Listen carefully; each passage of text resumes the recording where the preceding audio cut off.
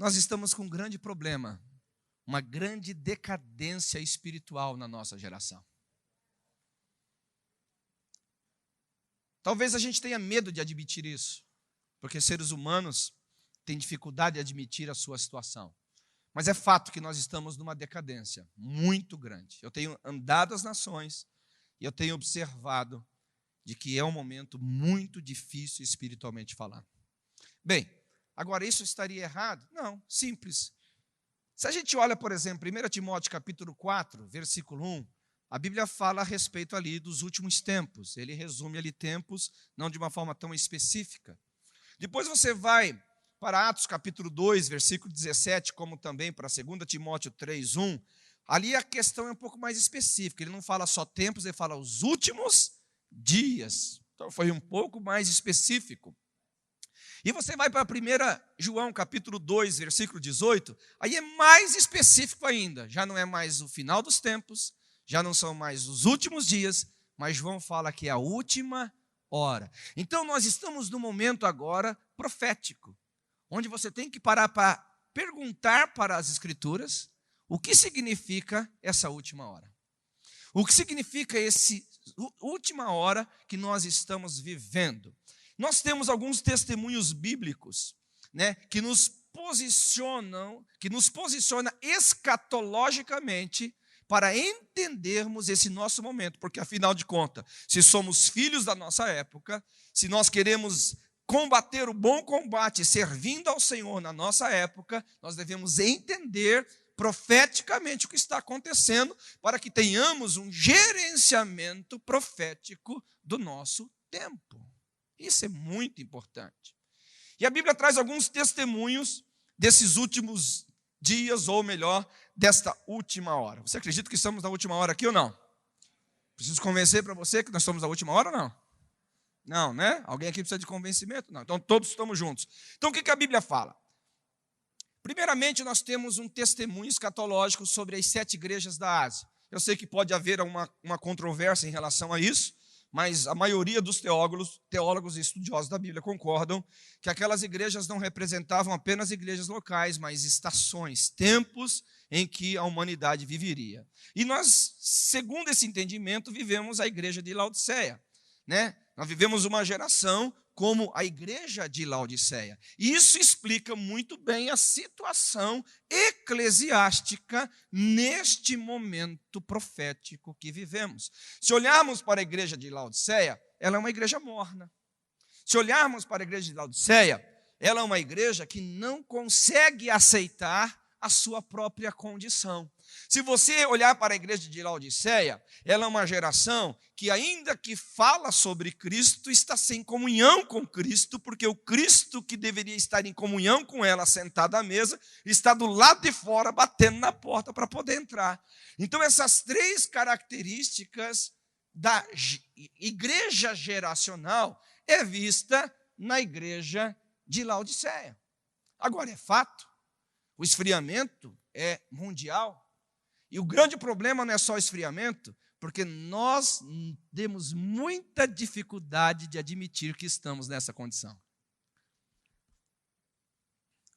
Nós temos muita dificuldade. A semelhança da igreja de Laodiceia, não, eu não estou nada morno, eu sou rico, eu sou abastado, eu posso todas as coisas, eu tenho tudo que quero e posso, etc. e tal. É impressionante como esse espírito está dentro das nossas igrejas, está dentro da nossa geração. E o pior ainda é de que a gente usa o texto de Apocalipse 3:21 para evangelizar. E aquele texto, se fosse evangelizar, deveríamos evangelizar a igreja. Porque naquele texto não é para ímpio, aquele texto é para a igreja. Dizendo, ei gente, eu estou do lado de fora, será que eu posso entrar de novo? Ei, gente, eu estou do lado de fora, será que eu posso entrar de novo? Será que eu posso entrar e me assentar aí com vocês de novo? Será que vocês podem comer o que eu tenho para oferecer? E vocês, o que tem para oferecer para mim? Agora eu falei, é difícil admitirmos isso, principalmente num contexto cultural que também é profético, em que as pessoas não conseguem se olhar no espelho e se ver em sua grande realidade, mas eles se enxergam de forma muito deformada, achando que são, mas não são, que têm, mas não têm. que podem, mas não podem. Esse é o momento que nós vivemos, é fato, a Bíblia está falando sobre isso. E não somente Apocalipse de João, mas nós temos um outro testemunho que você vai observar que é dado por Paulo sobre esses últimos dias ou essa última hora. Está lá em Timóteo capítulo 4, versículo 1 e 2. Anota aí que a gente não tem tempo para ler, depois você vai conferir e ver como isso é verdade.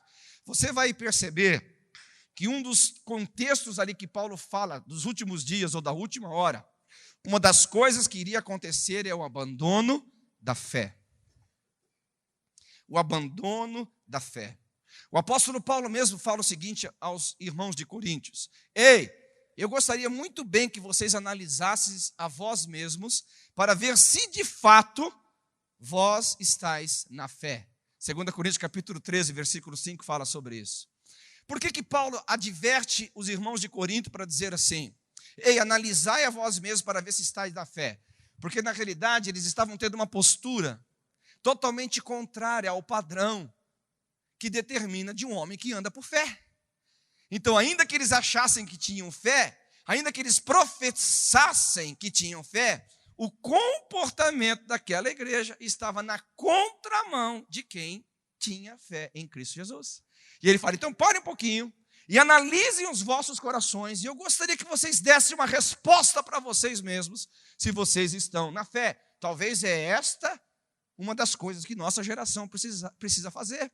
Esta nossa geração de líderes, essa nossa geração, igreja, nós como filho da nossa época, deveríamos nos perguntar: ei, será que mesmo sendo igreja, nós estamos na fé cristã? Será que mesmo sendo igreja, nós andamos na fé bíblica? Será que mesmo sendo igreja, nós estamos alinhados com o padrão das Escrituras? Bem, cada um de nós pode responder diante do Senhor, mas o espírito dessa geração é isso, porque o próprio Jesus disse que nos últimos dias, será que ele encontraria fé na terra? Quando Jesus voltasse, uma das coisas que estaria extremamente contaminado na terra era a fé no coração das pessoas. Isso é profecia, isso não tem como ir contra isso, isso é o padrão da Bíblia. Não tem como você inventar qualquer outra teologia fora o que está escrito. Agora, vamos lá. Outra coisa extremamente importante é que o texto de 1 Timóteo fala que haveria uma ação de demônios. E aqui eu vou falar um pouquinho sobre demônios. Vem cá. Eu estou na igreja há 30 anos. Meu irmão, na época, quando eu me converti há tempo atrás, a gente não conseguia fazer um culto inteiro, porque sempre tinha um Satanás se manifestando. Quem é dessa época aí? Era Satanás como serpente, e caía, era aquela baderna. E eu gostava, porque eu vim lá do mundo perturbado, e quando eu expulsava um demônio, aleluia, eu me sentia tão poderoso. Ah, vai dizer que você também não se sentia assim. Eu tinha até uma musiquinha, que eu dizia assim: eu era prego, o inimigo me bateu, agora eu sou martelo, quem bater nele sou eu. Pá, aleluia, glória a Deus.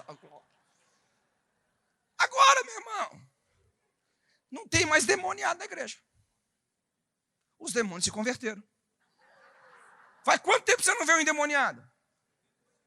Fala sério, irmão. Agora te falar uma coisa, e vai chocar você. E quantos novos crentes estão vindo para a igreja? E faz tempo que você não vê um endemoniado. Quantas novas centenas de milhares de crentes na igreja? E você nunca vê mais um endemoniado. Os demônios não se converteram. Mas eu vou te falar uma coisa. A manifestação dos demônios hoje é diferente. Porque eles possuem o intelecto das pessoas.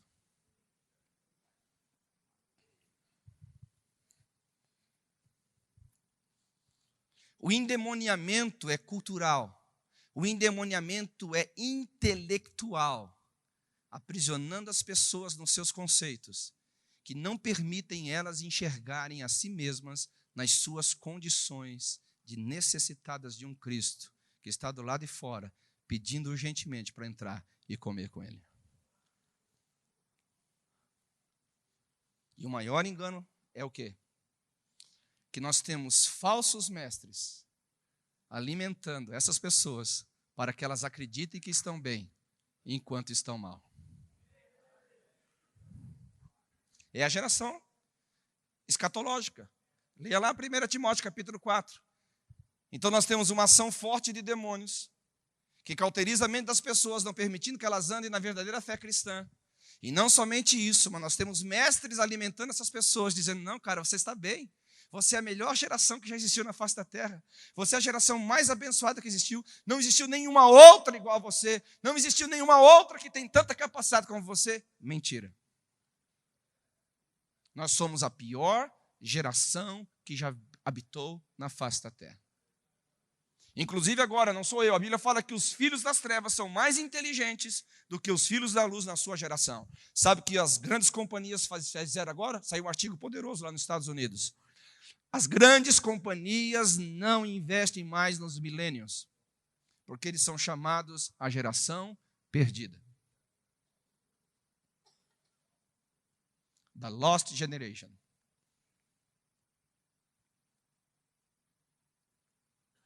Eles estão investindo agora numa nova geração para levantar novos homens que vão tentar mudar a história. Porque nunca, isso é fato, em uma geração nós somos tão ricos, tivemos tanta oportunidade de fazer tantas coisas e tão bem feito como a nossa geração tem. Mas o problema dessa geração é que ela não está preocupada com Cristo, ela está preocupada consigo. Não estão preocupadas com a causa, estão preocupadas consigo. Então, antigamente, nós fazíamos missão. Olha aqui, quem é daqui do tempo antigo? Eu não estou comparando geração para quem dizer que é melhor ou pior. Quem está certo ou errado. Estou apenas mostrando escatologicamente essa geração. Presta bem atenção. Há 30 anos atrás, nós fazíamos missão pela causa. Quem se lembra disso, diga amém. Não tínhamos problema nenhum de abandonar tudo e mais um pouco por causa da causa. Quem se lembra disso? Hoje é assim. O que a causa me beneficia? Se de alguma forma a causa me beneficia, então eu estou dentro. Aí eu te pergunto, onde está o Espírito de Cristo nisso? Que diz que ele deixou a sua glória.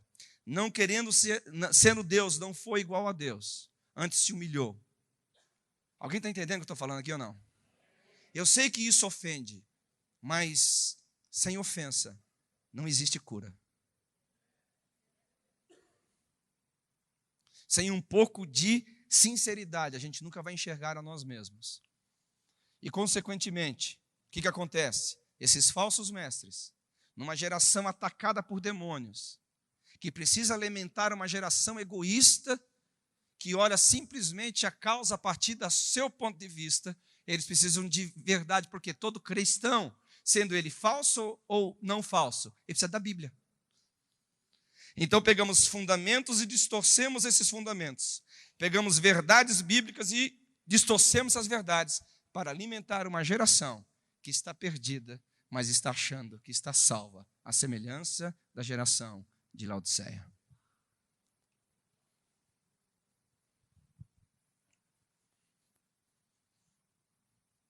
Por que vocês estão tão quietinhos assim? Se você vai para 2 Timóteo, capítulo 3, versículo 1 em diante, você vai ver que a sociedade, agora não vou falar só com questão de igreja, a sociedade, e você vai entender por que a igreja é assim. A igreja da sua época. Deixa eu abrir um parênteses aqui. Ei, olha para mim aqui. Deixa eu falar sobre o que eu creio de igreja. Existe a igreja visível e a igreja invisível, ok? Quando eu estou falando da igreja, nessas condições, é da igreja visível, a igreja da sua época.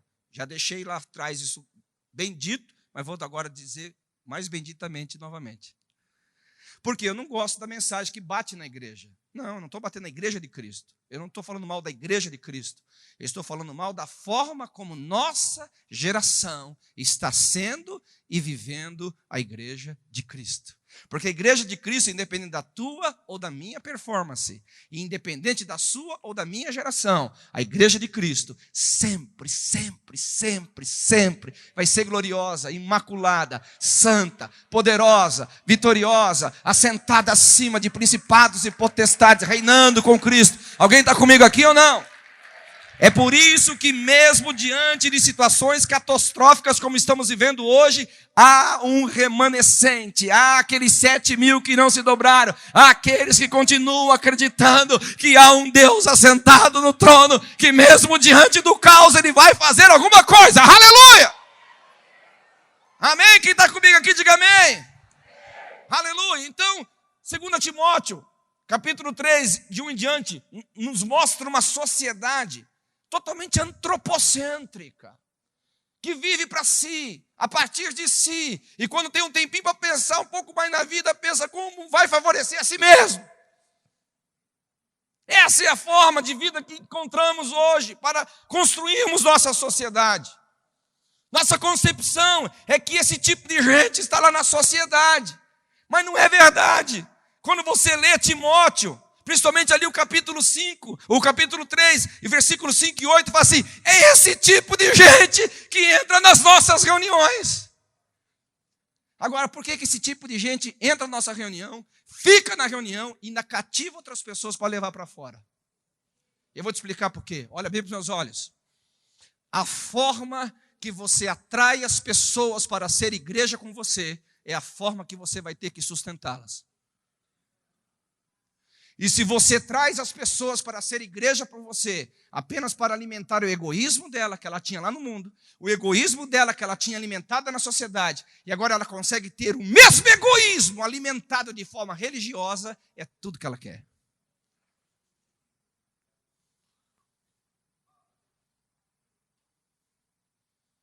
É tudo que ela quer. Mas é aí que gera o maior problema, sabe por quê? Porque lá fora ainda ela tinha uma consciência que ficava batendo. Tum, tum, tum, tum. Meu Deus, não está certo isso. Tum, tum, tum. Preciso mudar de vida. Tum, tum, tum. Aí ele entra na igreja e fala assim, não, estava sendo acusado à toa. Porque afinal de contas, Deus aprova isso. Afinal de contas, não é tão errado como pensei que era errado. Talvez aquele pecado horroroso, eu pensava que era tão horroroso, e agora eu percebi que não é tão horroroso. Porque, afinal de contas, nem os crentes chamam o pecado, que eu chamava de pecado. Então, o que acontece? Por que é bem difícil a mudança? Olha para os meus olhos. Olha para mim, por favor, estou pregando para você.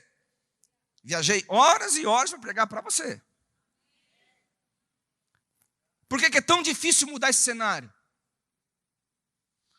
Porque você atrai, e da forma que você atrai, você tem que sustentar. E quando você percebe que você está sustentando ela no padrão errado, para mudar, a maioria de nós corremos o risco de perder. E ninguém quer perder. E por isso que ninguém quer mudar.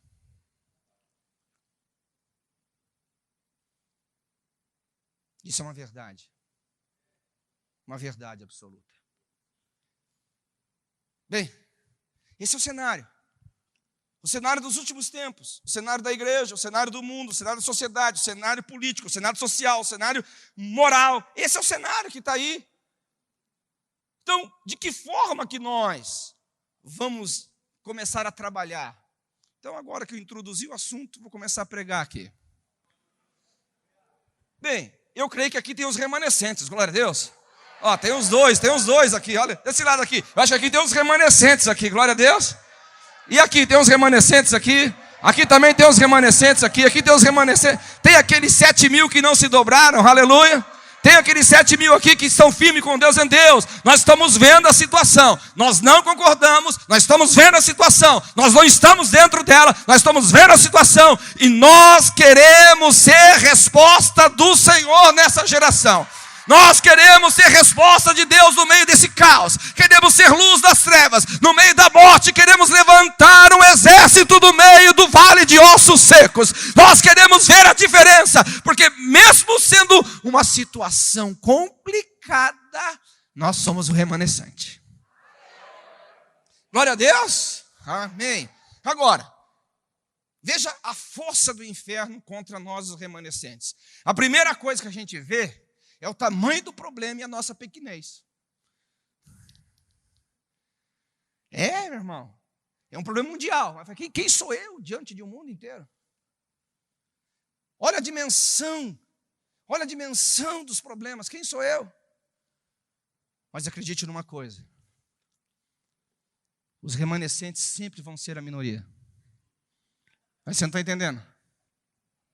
Os remanescentes sempre serão a minoria. Então, você se lembra da batalha de Gideão? Essa batalha é clássica para encorajar os remanescentes. você não tem que olhar a dimensão do problema e nem a insuficiência numérica daqueles que vão trazer solução. Você tem que entender que nesta causa, Deus é o principal agente por intermédio da sua vida. Você tem que ser como Samar, que entra para o seu campo de lentilha e vai defender, aleluia. Você tem que ser como Gideão, que vai sair do lagar para formar um grande exército, aleluia. Se você permitir que o diabo mostre para você a grandeza do problema e a pequeneza da sua força, da sua influência, da sua capacidade pessoal, morreu na casca o seu ministério de remanescente. Mas se você entender que mesmo diante de uma fraqueza como a sua e a minha, limitações como a sua e a minha, mas nós temos um discernimento da nossa época, nós temos um discernimento do nosso tempo, que nós podemos ser resposta, as coisas vão começar a mudar, aleluia. Primeira coisa que você tem que entender é isso. A segunda é que a resposta não pode vir de uma religião que não expressa a verdade de Deus. Porque o que liberta o homem, irmão, não é a aceitação, o que liberta o homem é a verdade. É difícil para nós. Por isso que a Bíblia fala que nós temos que falar a verdade em amor. Mas não adianta só amar se você não tem verdade no amor. O amor que não tem verdade é um precipício para o inferno. Você tem que amar falando a verdade. Amar falando a verdade. Amar falando a verdade. Agora, nessa época que nós somos cerceados da nossa liberdade de sermos verdadeiros, porque temos que ser politicamente corretos, até a voz profética vai morrer? Não vai morrer, meu irmão, porque tem um remanescente.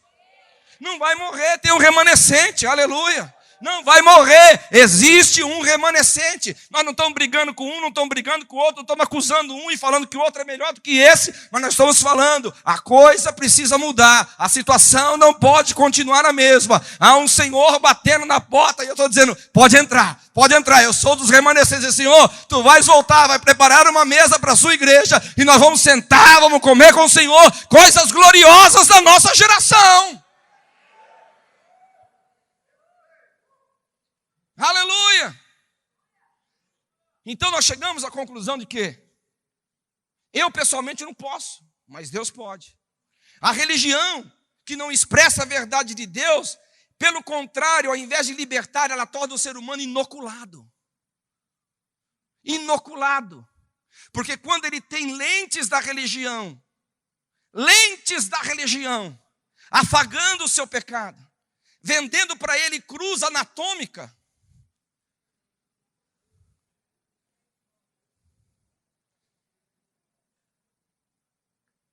conhece a cruz anatômica? Aquela que encaixa bem direitinho no pecado.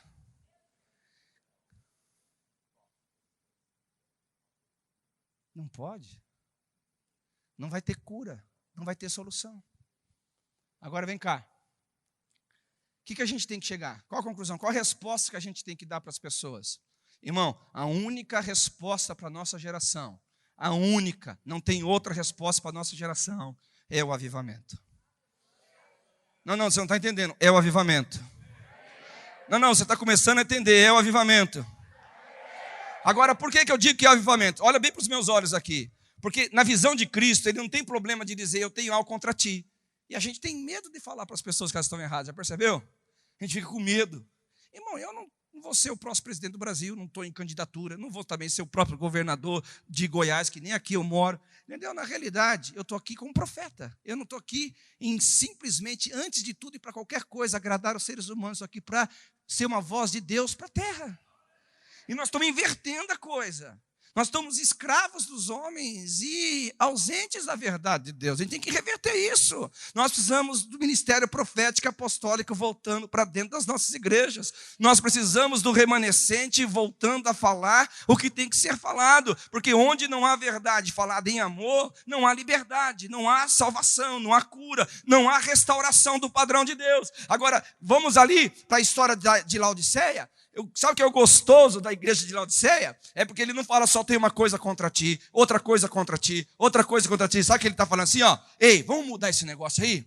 Vamos mudar esse negócio aí? Aleluia. Vamos mudar esse negócio aí? De que negócio? Compre de mim ouro. Eu tenho um ouro melhor para você.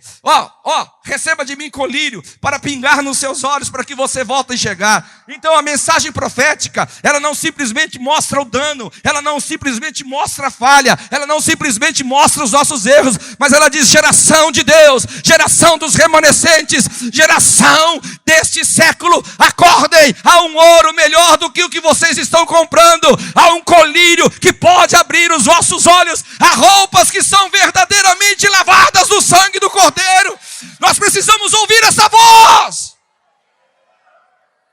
Quando você vê que há algo melhor do que lhe foi proposto, você é inteligente, você vai dizer: é isso que eu quero. Eu não quero esse ouro. Não, esse ouro aqui é mentiroso. Eu quero esse ouro comprado por Jesus. Aleluia. Eu quero essas vestes que Jesus me vestiu. Eu quero esse colírio. Aqui tem muita verdade espiritual. Eu não vou tocar nesses assuntos, mas isso que a gente tem que parar a pensar. Outra coisa, nós vivemos a geração, Jesus falou, a nossa geração é semelhante à geração de Noé. Eles comiam, bebiam, casavam, davam-se em casamento. O que a Bíblia está falando sobre isso? Uma geração, já preguei, preocupada em si mesmo. Mas sabe qual que é o bom dessa geração de Noé? Não é uma geração caótica simplesmente. Olha para o seu irmão e diga assim: não é uma geração caótica simplesmente. Não, você não está entendendo. Não é uma geração caótica. Então qual que é a solução da geração de Noé? Olha para o seu irmão, pega na mão dele aí, por favor, pega na mão dele. Sabe o que é o mais importante na geração de Noé? Porque existia um Noé. Existia um Noé. Existia um Noé que estava construindo algo que Deus iria usar. Existia um Noé que estava construindo algo que os céus poderiam fazer uso. Havia um Noé que estava sendo usado por Deus, ainda que ninguém pudesse enxergar. Algo estava sendo construído. Alguém que ninguém podia perceber. Algo estava sendo construído. Ouça-me com atenção. Ainda que tudo pareça um caos, Deus está fazendo algo na nossa geração. Deus está fazendo algo, aleluia.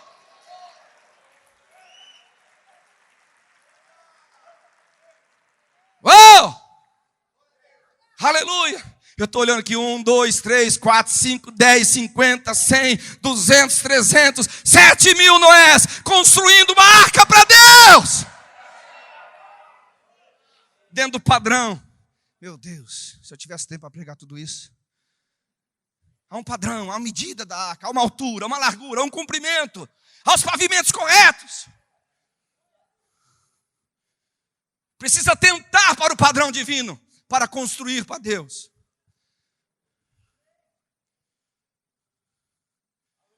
Há uma geração sendo levantada, que vai entender quais são as linguagens do avivamento. Está comigo aqui ou não?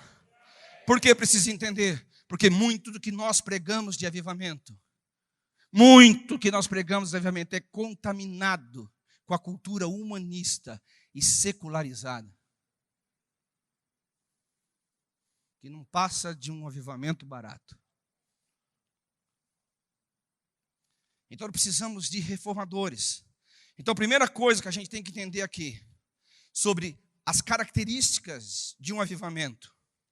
Presta atenção, repita comigo: características de um avivamento. Qual que é a primeira? Acima de tudo. Sabe o que é? Atos 3, de 17 em diante. Até o 26, mas principalmente o versículo 21. Diga comigo. Convém que os céus o retenha. Até que todas as coisas sejam restauradas ao seu padrão. Nós temos uma visão equivocada sobre a volta de Cristo, achando que a gente vai pregar o evangelho para toda criatura, e simplesmente só porque pregamos para toda criatura, Jesus vai voltar. Nós temos que pregar para toda criatura, mas também restaurar o padrão de Deus na face da terra. Avivamento, em primeiro lugar e acima de tudo, é um período de reforma. Todos os avivamentos bíblicos, contemporâneos, da história da igreja, todos começaram com reforma. Então nós precisamos algumas questões aqui. Aí eu vou falar sobre, para mim, reforma. Algumas pessoas, eu já ouvi várias vezes elas ouvindo isso, falando isso, que o avivamento para elas é como se fosse uma grande onda que vai passar sobre a face da terra. Então todos os problemas da humanidade vai ser resolvido. E então não vai ter mais nenhum problema na terra. E Jesus vai voltar, aleluia. Mentira. Engano, no mínimo engano. Ilusão teológica. Os avivamentos, eles sempre vêm como ondas. Repita comigo, ondas. Você nunca consegue restaurar o padrão das coisas ao mesmo tempo. São ondas que restauram. Ondas que restauram. Ondas que restauram. Que é o nosso grande problema sobre o avivamento. Porque o avivamento ele vem restaurando um padrão que foi perdido. Vem restaurando um padrão que foi jogado e abandonado. E a gente se perde no padrão, esquecendo que está vindo uma outra onda. Aí a gente perde a outra onda e nem conserva a que Deus já construiu aqui. Achando que aquilo agora é velho, tem que jogar fora porque vem um novo. Não, nem tudo que é velho tem que ser jogado fora.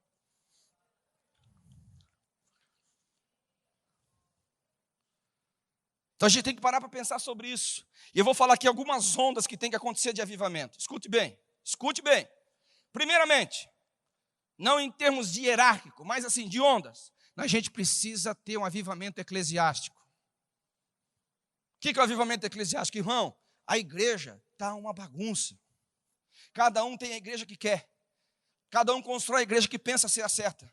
Cada um tem a sua própria verdade para caminhar nela.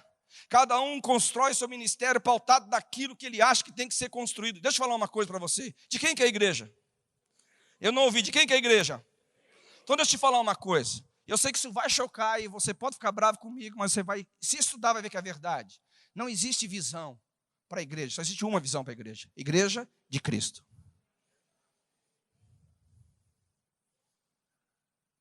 O que nós confundimos com visão são estratégias. O jeito de ser igreja, cada um vive do seu jeito. Quer pintar a igreja de preto, pinta, de branco, pinta, de preto e branco, pinta, de pink, pinta, aleluia. Fica à vontade, meu irmão. Agora a visão, o DNA da igreja é um só. Nós somos igreja na América do Sul, América Central, América do Norte, na África, na Oceania, na Europa. Aonde Jesus plantar a igreja é uma só. A verdade da igreja não é diversa, a verdade da igreja é uma só. Nós precisamos de um reavivamento eclesiástico. Nós estamos contaminados com a visão eclesiástica da igreja. Nós estamos contaminados do que é ser igreja, o que é viver por igreja. O máximo que nós conseguimos enxergar para o que é igreja são nas lentes denominacionais, onde mais nós defendemos o nosso sistema do que propriamente a verdade de ser e viver como igreja. Onde nós defendemos a nossa própria história do que a biblicidade do que é ser e viver como igreja. Nós precisamos nos descontaminar disso. Nós precisamos voltar a ser a eclésia, nós precisamos voltar a ser aquele povo que foi chamado para fora do império das trevas, para ser testemunha do Deus vivo e todo-poderoso, aleluia, e permitir que as diversas e centenas e milhares e milhares e milhares de estratégias sejam usadas para ganhar o louco, para ganhar o sapo, para ganhar o que é, o que não é, para ganhar todos de alguma forma, mas há um só DNA, a igreja não tem dois DNA, a igreja só tem um DNA que corre do cabeça, chamado Cristo Jesus, aleluia. Meu irmão, o que me preocupa é que esse movimento de reforma que estão pregando hoje, não é a reforma que precisa ser reformada de verdade, mas é uma reforma para voltar no século 17. É uma reforma de costumes, é uma reforma de hábitos que não serve mais à nossa geração. Um dia a pessoa falou assim, eu queria voltar a ser igreja primitiva. Eu não quero, não serve. A igreja primitiva não cabe no século 21. Tenta imaginar um apóstolo do século I lá da igreja, mexendo com um telão de LED. Ele não sabia nem ligar o negócio. É que nós confundimos DNA com estratégia. DNA com estratégia. Meu irmão, as estratégias são muito bem-vindas, bem-vindas, bem-vindas, bem-vindas. Agora, sabe o que me preocupa? E não se assuste comigo. Sabe o que me preocupa? É que se você tirar algumas estratégias das pessoas, elas são como barata que perdeu o rodapé, não sabe para onde vão. Porque nunca foram treinadas para serem igreja. Foram treinadas apenas para o trabalho. Precisamos de reavivamento. Agora, você vai jogar fora a estratégia? De forma nenhuma. Pela estratégia, a igreja de Cristo é mais eficiente. Pela estratégia, a igreja de Cristo é mais pragmática. Pela estratégia, nós conseguimos fazer mais e melhor. Mas, quando a essência da vida é perdida em tudo isso, eu me pergunto, vale a pena?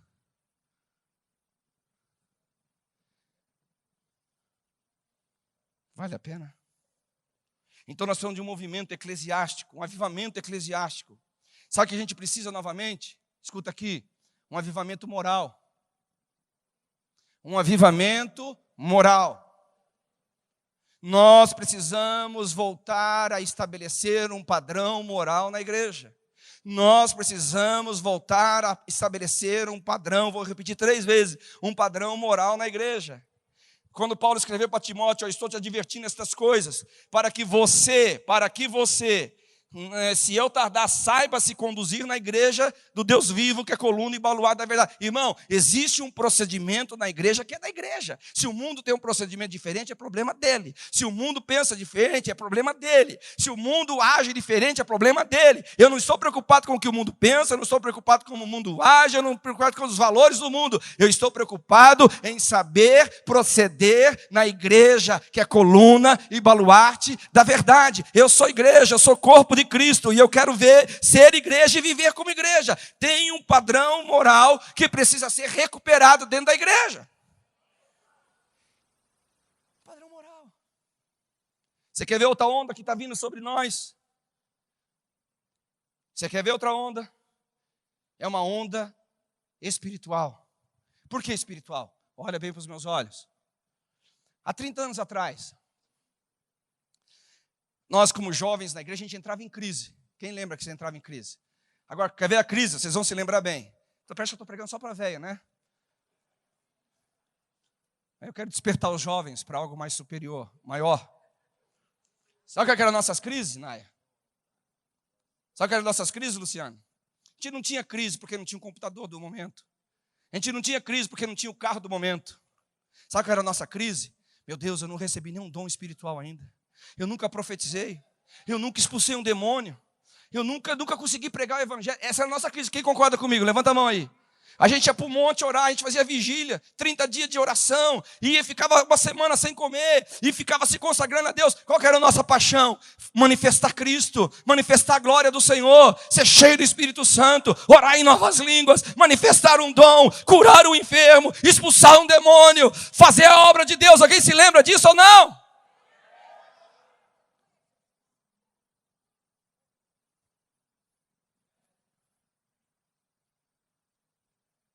Porque era o alimento que nós tínhamos.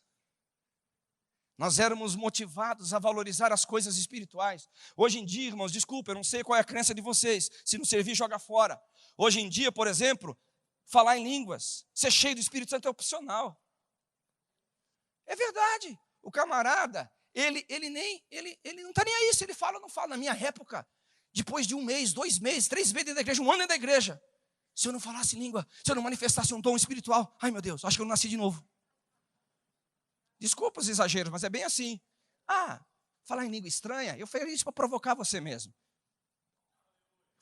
Porque essa interpretação denominacional que se faz da língua é a pior besteira que a gente pode fazer com a igreja de Cristo.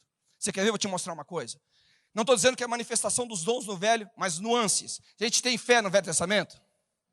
Vamos lá, irmão. Tem cura no Velho Testamento? A gente tem palavra de conhecimento, dons de maravilhas.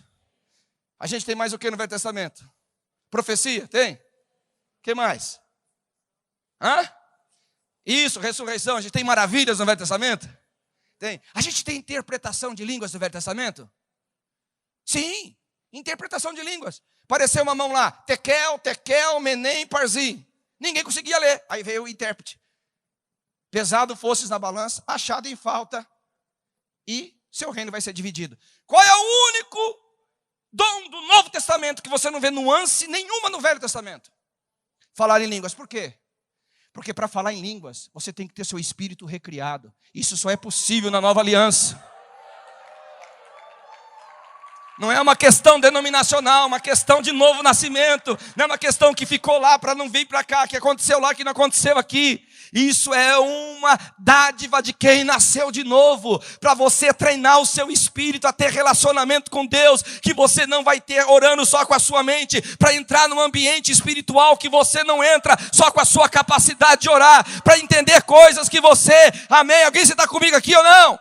É o que Paulo está dizendo, olha, aquilo que os olhos não viu, aquilo que os ouvidos não ouviu, aquilo que jamais subiu o coração humano, é isso que Deus tem preparado para nós. Agora, tecla SAP para isso, ou seja, aquilo que você nunca vai compreender com os olhos naturais, aquilo que você nunca vai compreender com os ouvidos naturais, aquilo que você nunca vai entender com o coração natural, para aqueles que andam no Espírito, isso será uma realidade para eles. Agora, numa geração altamente pragmática, onde a espiritualidade é um acessório, descartável muitas vezes, como que nós vamos fazer a obra de Deus?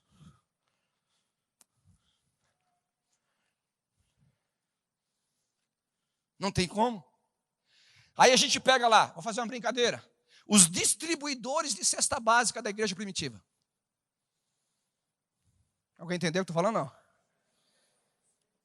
Brincadeira só, tá? Não estou diminuindo o cargo deles. O que eles precisavam ter? Boa reputação, porque passou por lá um avivamento moral. Homens de fé, porque passou lá um avivamento doutrinário. Aleluia. Porque eles sentavam ao pé dos apóstolos para entender a doutrina de Cristo.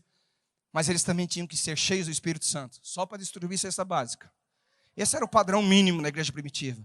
Os valores precisam ser recuperados. E eles só são recuperados quando os remanescentes resolvem se levantar. Quando os verdadeiros remanescentes que não perderam esses valores, que não perderam essas verdades espirituais, que continuam crendo e crendo e crendo e crendo e crendo e crendo e crendo. Entendeu? Eu sei que o meu Deus vive e que por certo se levantará. O Deus de ontem é o Deus de hoje e Ele vai ser o mesmo Deus para todo sempre. Aleluia. Alguém pode dar um brado de vitória aqui? Aleluia, deixa eu começar a terminar aqui. Então como que essas ondas vêm? Como que essas ondas chegam até nós? Aí algumas pessoas falam, não pastor, o céu tem que se mover, o céu tem que se manifestar. É verdade, mas não é só isso. Sabe por quê, queridos? Aí tem uma questão muito importante nesse céu se manifestar. Primeiramente, vamos pegar assim, quando os céus se manifestam, eles se manifestam a verdade de Deus. Quantos concordam? Diga amém. Agora, a verdade de Deus, ela não pode tocar a terra, se também não é verdade para os homens. Porque a verdade que liberta, não é só a verdade de Deus, é a verdade de Deus que se torna verdade para o homem. Deus falou para Noé, o dilúvio vai vir, os céus se moveram, aquilo foi tão verdade para Noé, que ele trabalhou todos os anos da sua vida construindo a arca. A palavra de Deus veio para Abraão, sai da tua terra e da sua parentela. Foi tão verdade para Abraão, que ele saiu da Mesopotâmia e foi andar pela terra prometida. O problema é que Deus fala demais para gente que acredita de menos. Não adianta os céus se moverem, se nós não tomamos a verdade de Deus como verdade para as nossas vidas. Esse é o processo da onda, porque os céus dos céus pertencem ao Senhor. Então ele se move, ele fala, ele opera, ele se manifesta. Mas a terra ele deu aos filhos dos homens. Então para que ele haja na terra de forma baseada na lei, ele precisa de homens, que a verdade dos céus seja verdade na terra. Agora, se nós estamos nessas incoerências todas que eu preguei até hoje, como que nós vamos ter avivamento? Se somos uma igreja que não se enxerga a si mesmo, somos uma igreja que não consegue se ver na imagem de Cristo, apenas nas suas falsas religiões, nas suas falsas doutrinas, na sua falsa maneira de se enxergar, como que vamos ter avivamento? Nós precisamos que os céus se movam, mas também que homens absorvam essa verdade. Você quer ver uma coisa? Atos capítulo 2. Estavam todos reunidos no mesmo lugar e de repente veio do céu como um som de um vento veemente que encheu a casa onde estavam sentados e repousou línguas sobre cada um deles. Amém? Até aí movimento dos céus. Vamos acreditar que ali tivesse parado. Vamos acreditar que ali acabasse a história. O que teria acontecido? Nada. O céu se moveu. Oh, o céu se manifestou. Aí estava num culto maravilhoso. Tinha um pregador lá maravilhoso. Tinha um outro lá que era mais ou menos, mas a gente aceitou ele. Aleluia. E glória a Deus. Acabou ali. Mas repita comigo assim. Eles, vamos lá, eles passaram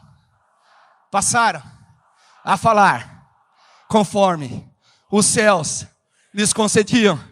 Aleluia. Então, o povo daquela terra começou a ouvir as maravilhas de Deus. Quando os céus se movem, a interação na terra começa a haver transformação ao redor. A voz de Deus começa a ser ouvida. Então nós precisamos de gente que ouve os céus, mas que interaja com os céus aqui na terra. Precisamos de gente que acredita em Deus e manifesta esse Deus aqui na terra. Precisamos de gente que a verdade de Deus é verdade para ela e ela não vai se vender a nada mais barato na sua vida. Precisamos de gente que acredita de que o que essa sociedade precisa é muito mais do que filosofia, muito mais do que filosofia cristã, muito mais do que pensamentos cristãos. Nós precisamos do poder de Deus.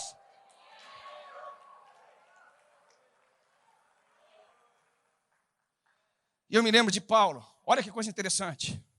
Paulo estava lá em Atenas. E eu prometo que eu estou começando a terminar. Paulo estava em Atenas. Ele vai no Areópago. Irmãos, pensa a mensagem.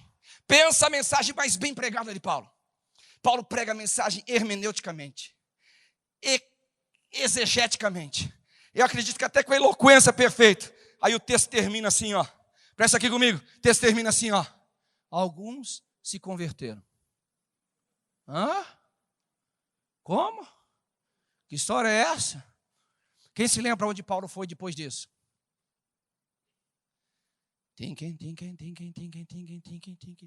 O texto fala que Paulo foi para Corinto. Será que é por acaso que quando Paulo chega em Corinto, ele fala assim, eu tomei uma decisão. Eu tomei uma decisão. Qual foi a decisão que Paulo tomou? Alguém se lembra? A partir de hoje, a minha palavra não vai mais constituir em palavras de sabedoria humana, de expressão humana. A minha palavra vai constituir na manifestação e do Espírito, para que a fé da igreja, para que a fé do povo não seja fundamentada na sabedoria humana, mas no poder de Deus, no poder de Deus, no poder de Deus, no poder de Deus. Nós não podemos semear uma fé humana, nós não podemos semear uma fé meramente intelectual. Nós que se quisermos mudar essa sociedade aí fora, nós se quisermos mudar esse mundo que vivemos, se nós quisermos mudar a igreja da nossa época, precisamos andar acima de só discursos, acima de só estratégias. Precisamos de um remanescente cheio do Espírito Santo, um remanescente cheio da glória de Deus. Aleluia! E aqui eu termino. O que a gente percebeu nessa história toda ela? Que o homem sempre esteve no centro das manifestações na terra, para o bem e para o mal. Você escolhe. Você escolhe. Se você quiser continuar fazendo essa parte dessa igreja que se engana a si mesmo, achando que está rica enquanto é pobre, achando que está vestida, mas está nu. Se você quiser continuar achando que está fazendo tudo certo quando está fazendo tudo errado, eu acho que a generalização nem sempre é muito inteligente, mas se encaixa bem nessa mensagem. É um direito seu. É um direito seu. Mas se você resolve falar, não, Deus, é verdade. Eu estou ouvindo uma batida na porta. Eu estou ouvindo uma proposta do céu. Há um ouro refinado no céu. Aleluia. Há uma roupa alvejada no padrão do céu. Aleluia. Há um espírito de revelação que é o colírio lá dos céus. E eu quero fazer parte dessa turma aqui. Sabe o que vai acontecer? Nós vamos começar. Vamos mudar tudo? Certamente não. Vamos alcançar todos? Certamente não. Mas quanto mais a gente conseguir colocar dentro da arca que Deus construiu por nosso intermédio, isso é suficiente.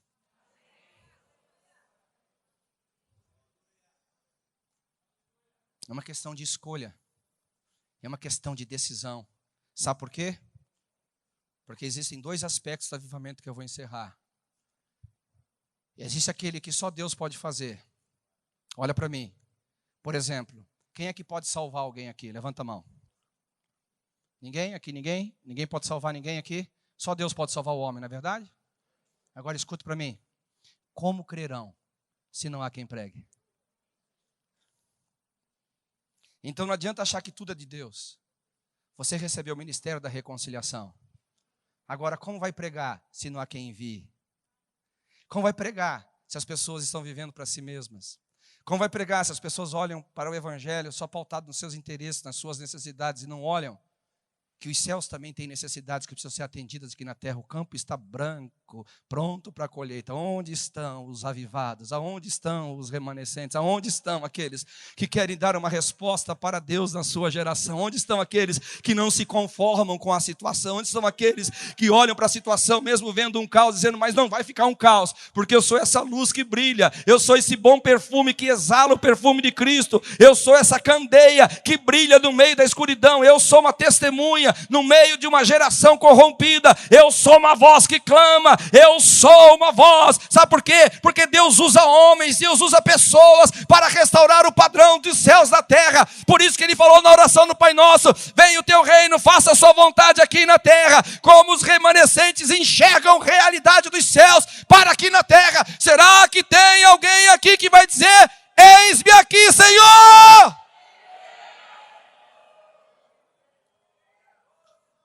Aleluia. Oh, aleluia. Será que a gente pode ter um pouco de música aqui ou está muito tarde? Aleluia, vem para cá, amados, vem para cá. Eu sinto que Deus está trazendo um despertamento aqui para nós hoje. Eu sinto que o Espírito do Senhor está avivando alguns dons que estavam adormecidos. O Espírito Santo do Senhor está abrindo alguns ouvidos que estavam fechados, alguns olhos que não estavam enxergando, alguns corações insensíveis. Eu sinto que o Espírito do Senhor está despertando uma igreja poderosa, uma igreja santa, uma igreja gloriosa para se levantar. Você é a resposta. Você não vai estar vivo daqui a 200 anos, mas você está vivo agora. Olha a chance que Deus te deu. Você está aqui agora. Você é a filha da sua época. Você é a resposta de Deus para a sua geração. Você é o instrumento de Deus para esse momento. Aleluia. Aleluia. E eles ouviram falar das grandezas de Deus em suas próprias línguas. E eles ouviram, sabe de onde as pessoas vão ouvir nessa geração? Por tua boca, por tua boca, por tua boca. Sabe onde os doentes encontrarão cura? Quando você estender as mãos para curá-los. Sabe quando o perdido encontrará salvação? Quando você usar o seu ministério da reconciliação. Sabe quando as trevas vão se dissipar? Quando você fazer a sua luz brilhar. Sabe quando os céus vão descer para a terra? Quando você entender os céus e falar, eu não quero viver fora disso, eu vou trazê-lo para a terra. Deus espera por você.